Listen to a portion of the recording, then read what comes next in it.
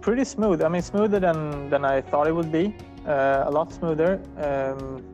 At first, we had to get used to like working in Teams.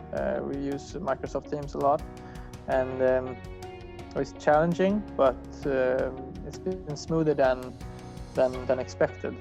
However, I think like being fully online isn't the same thing as being in a physical classroom. I think in a physical classroom it's easier to assess every student and be able to help them, support them in a better way.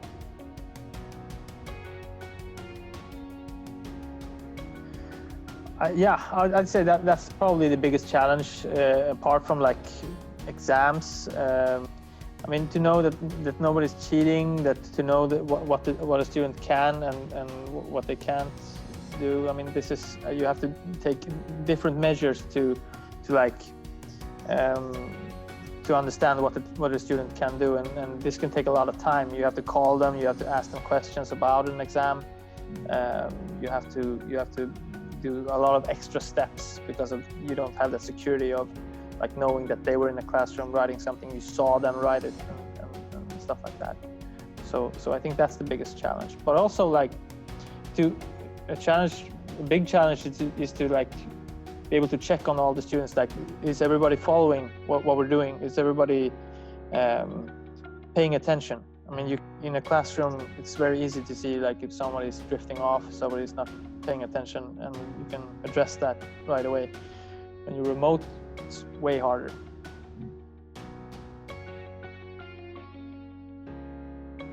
I think when we discussed that, actually, me and my colleagues, like I think even when we're back to what you say like normal, I think we'll still apply some of these things, like some meetings, some contact with students is a lot easier with Teams. Like you can just like call them.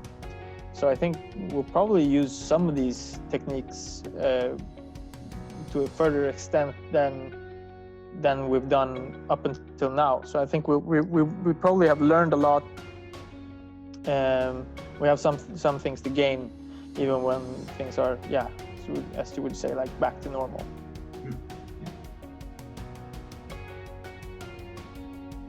I think like we have some techniques, like in Microsoft Teams, you can like if you go through like a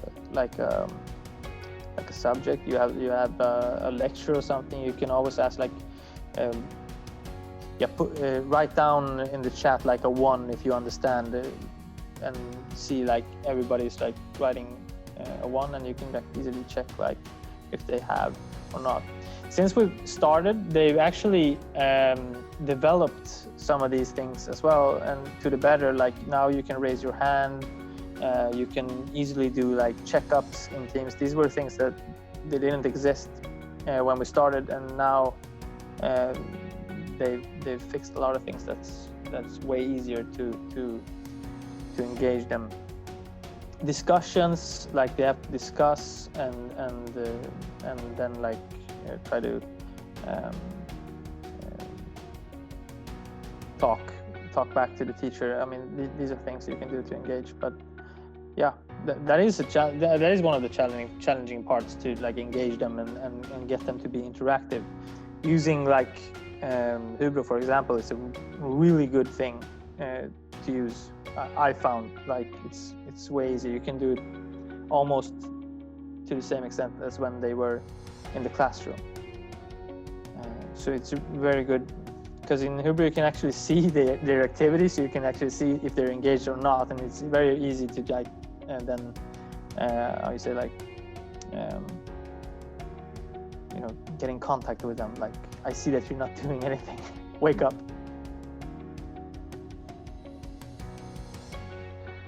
I don't know. I'd say like learning by doing. I like that.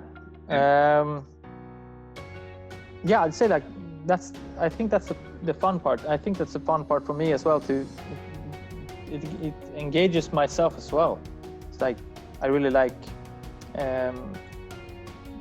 see see the students make mistakes, I guess, and then correct them. I think that's like in courses such as we have a course called Entreprenörskap and Företag, and basically you start an own company. I think these are the most fun courses because you can see like they make a lot of mistakes, and if you're good at it, you'll try to correct your mistakes. And I think this is, for me as a teacher, very fun to follow, but also I really like having them doing things instead of just reading or like doing assignments. Firstly, it's super fun. I think it's fun. The students think it's fun, and it is really fun. Like you can do so much with it. Like even Hubro like they've developed a lot of things since I started using it. Like it's getting better. The students can really see that like what they do makes a difference, and as I get better, I think we can use this to like the possibilities are huge for this, and we can use it for almost everything. Some areas when we teach a subject like economy, there's a lot of theory in this subject, and these theories there are a lot of big chunks of theories. Like you have the math part, you have the marketing part, you have the entrepreneurship part, you have all these parts, right? So when you have students learning those parts, usually we have to learn them one by one, right? So they have to learn one thing, and then I think a hard thing for them to do is like connect all the dots. Like, what are we actually doing? So we're not just, they're just studying for tests basically. So I think Hubro really, it solves this problem of like seeing how everything is connected. I think you can actually notice how everything is connected, as well as like it's the same thing as basically when we do this entrepreneurship courses where like you have to start your own company. You actually see how everything is connected. Like you have to have every part of every aspect of what we've learned. You have to apply them to do something good, and this is also how Hubro works for me. I think like it really connects the dots for the students. Like when we got this proposal, like we got this introduction to the game, I like to play games like in my personal life as well. So for me it was like this should be fun, right? So when we got the introduction, I was like, yeah, this could work. I mean, you know, when you develop your courses, I mean, I could totally understand that you feel like there's a risk. There's you have your own patterns, especially if you worked for a couple of years. But with every change, I think there's a fear that it could turn bad. But like I don't know, I've worked a lot of years now as a teacher, and I've done a lot of experiments that's gone really bad, and some have gone really good. So it's just one of those experiments. Like you just gotta try it to see.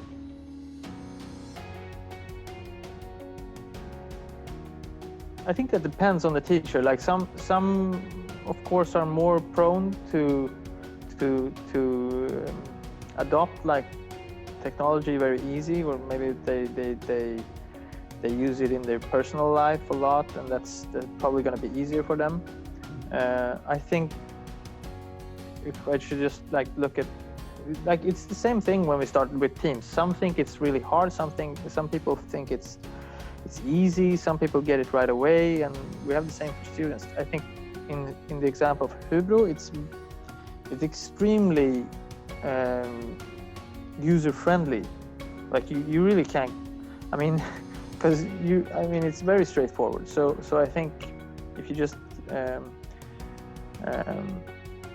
look around a bit, it's very easy to understand. But yeah, I think like that's also a personal thing. Like if you're afraid of these things, if you're afraid to click places, then yeah, that could be a problem. But for me personally, no problem. I just mess around with it a bit, and then you just work it out. Yeah.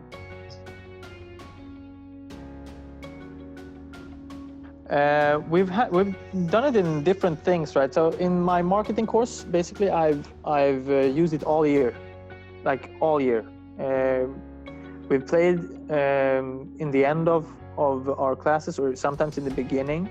Usually, we've had like some sort of lecture, and then we've tried to apply what we learned in the game. And you have like the learning part then, and you also have this kind of competing part, which I think the students love and they like to play. But we have to make it so it's just not about fun. We have to learn what we've done, and we pause the game, we talk about it. So we've done this for the whole year in different variations. But also we've had bigger competitions. Like last year we had a huge Hubro like challenge for about like 300 students, and I mean it's very simple to do it. It sounds like we did a lot, but like what we did, we bought like a trophy and some prizes, and then we just played. And I've had some training with my colleagues to get them into it, and with the help like from people who work at Hubro, it's very easy to get in contact with them and try to solve, like if you have questions like how do we do this a bigger thing on a bigger scale. They've been very helpful and easy to get in contact with. So different aspects, but yeah. And we had planned like a huge competition now, but then with this crisis, the pandemic, so couldn't do it. But hopefully we can do it next year. Yeah. I mean, in the game, you actually have these options as well. You can put in your own material in the game, but there's a lot of good, like presets. Like you can actually put in some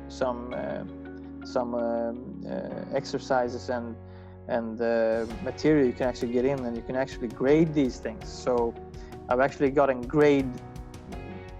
gradable material from my students when playing the game. But also like when before we start up a game, we can have them do like a strategic plan of how they're gonna play, so they know how they will, like what their business strategy will be for just this simulation. So there's different things, and you can grade these things.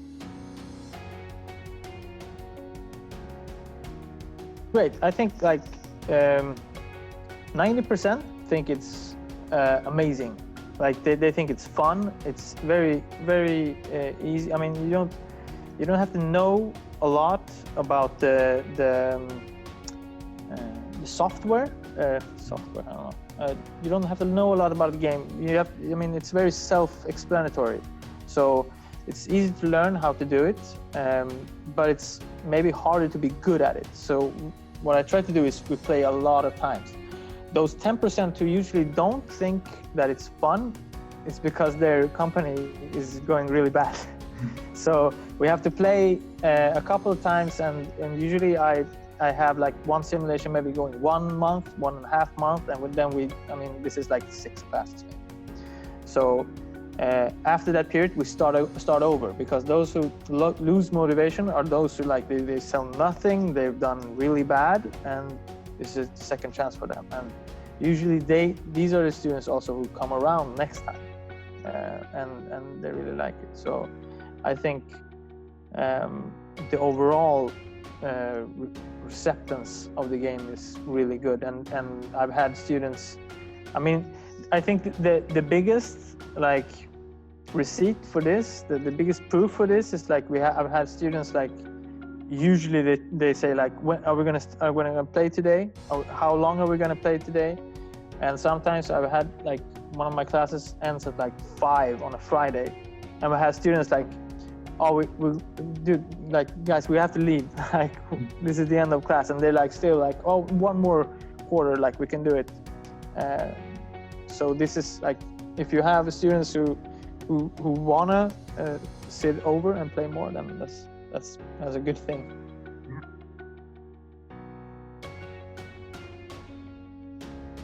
I think not too much. I think what I've done is like it's very gradual. Like the first year we used this, we played like at 2 different occasions over a whole year, and then I learned more, and then I got better at it. I played it with my colleagues, and we got better at it. And so if I get better at it, it's easier for me to help and support the students when they play it. Like I can have tips and tricks of what to do. So not much work. I think gradually I've learned this at quite a high level, and now it's almost zero work. It's like, it's very easy for me to just open up a simulation and we play. I think when you get to the point where because usually you gotta have like exercises, right? You have a lecture and then you have some exercises. When you realize that these exercises can be incorporated into the game can be the exercise. When you realize the game can be the exam for this topic, for this subject, then I mean, you're not wasting time playing. You're actually doing your course while playing. Like, I think that's actually the tricky part we had in first years was like, when are we gonna have time to play this? And then we just set off time to play. But as you understand it more and you understand how you can use it, it's very easy to realize that we don't have to take off time to play. We just play, and this is part of the course to play.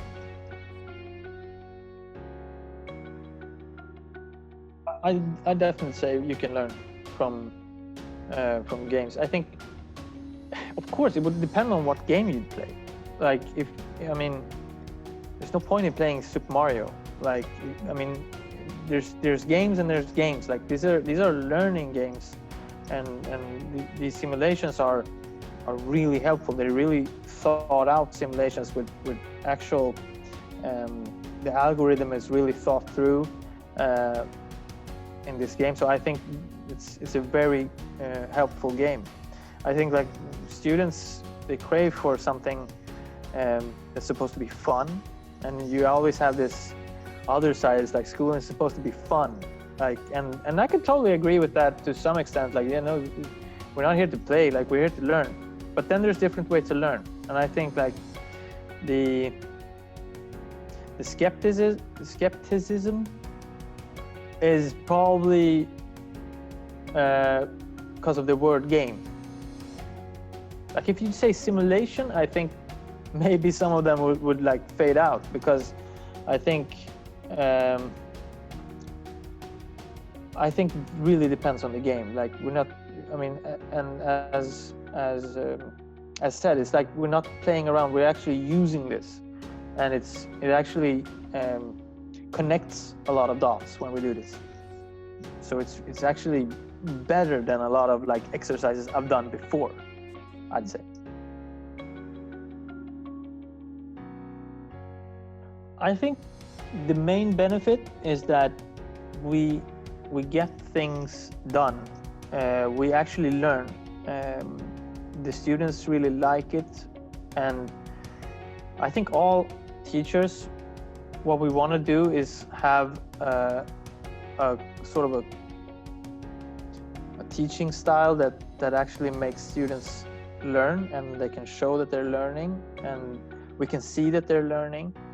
And then in like whatever way we can do that is beneficial to us. So I think the simulation has really connected me with my students. I think we have fun together. I've had fun doing this, and we'd laugh at results. We'd laugh at like how things are going. We like, it connects us. We have fun when we do it, but also we learn a lot. And I see that they learn a lot, and it shows on their exams. I can see that in their exams, they've grown from doing this. And I mean, it's like, it's the best part. Like, you can see that they've learned from this, and that they're actually getting better from this. So I totally recommend this to anyone. Like, but as I said before, like you have to be kind of brave. You have to be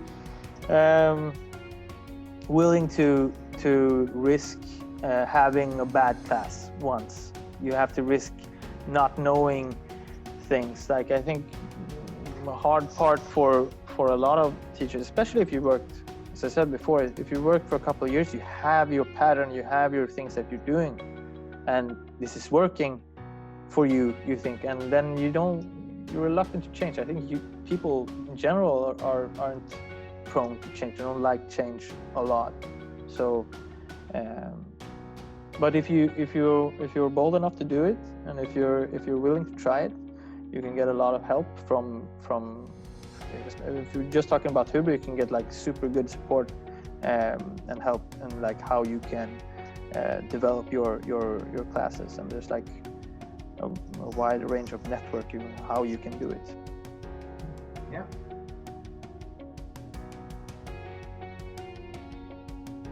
That's the big question, right? It's I think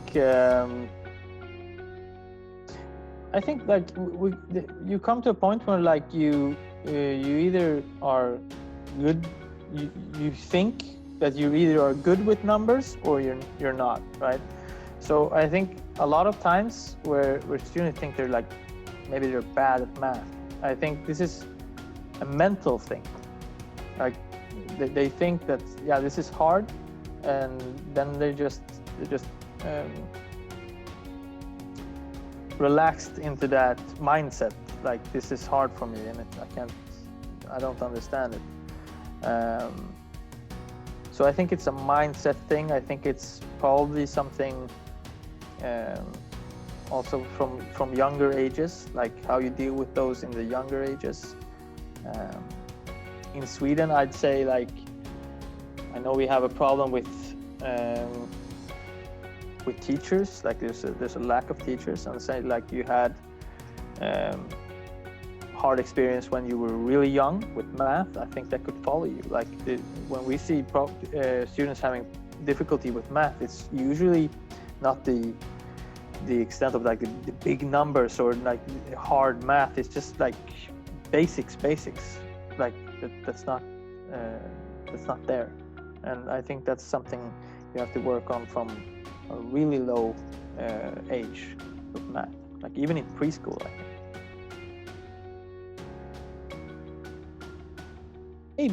Maybe could be it. I think, I mean, this is a great question. I think like when we I think the word learning is used probably less than it should be used. Like, usually we have, like, as I said before, like we have a subject, and then we have some form of examination on this subject, and students, they study for the examination, and then they forget all about it. And I think the thing you want them to learn is like, this is usable. What you're learning here is usable. You have to learn it. You don't have to know it for one day. You don't have to learn it and know it for 1 week and then write an exam and then forget all about it. You need to learn it so you know it. And I think, for example, like entrepreneurship courses and Hubro, when we play like the marketing game, it's like, as I said, it's connecting the dots. Like, you have to learn it so you know it when you're actually going to use it. So if you start an own company, you have to know these things. You have to be able to use what you learn. and I think, yeah, maybe these words might be a culprit, but I think, yeah, the word learning is probably used it's less than it has to be used. But also maybe it's part of the system, right? Like, you get good grades, so you get that number, and then you go to university. But then you have to learn. I mean, also there you have to get good grades, and then. But at some point, you just gotta sit at a work, and you have to know things. You have to actually learn things, so you actually have some knowledge. Because if you don't, I mean, then what's it all for?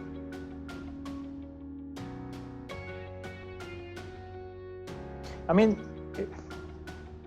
that it's everywhere. Like our whole entire life is around business. Like you have to have this.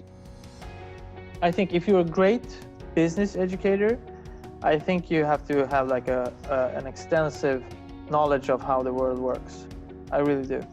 I think you have to know how the business world works, because business and money is everything around the world, and especially in times like this when like economy is dropping and everything, you as a business educator have I think a duty to be able to explain to students ages like 16, 19, to explain to them what will happen to this world, what consequences will this have on the world, and why. And I think besides knowing all the formulas and you know all the names of the marketing strategies, I think you have to have like an overall view and knowledge and understanding of how the world works, so you can actually convey these information to the students as well. Because I think it's very important that the young students and the upcoming like population, which they are the future, they have to know all these things and understand how the world works, and I think this is really important.